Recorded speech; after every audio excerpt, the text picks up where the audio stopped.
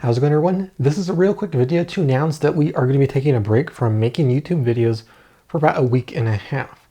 We'll be back with more tech videos then, and the reason we're going away is because we're making a documentary. Now, we talked a little bit about this before, that we are making a documentary about electric vehicles.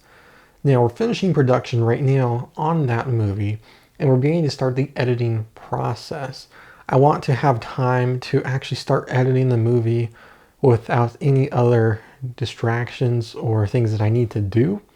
And we're going to be interviewing people throughout that time as well. So I want to put all of our time and effort and resources and equipment into the production of the movie, finishing that up and getting it done.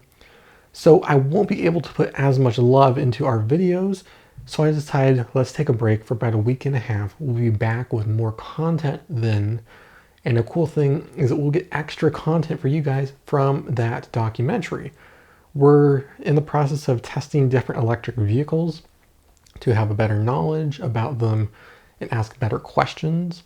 In that process, we've driven things like Teslas, Leafs, Bolts, a whole bunch of different electric vehicles.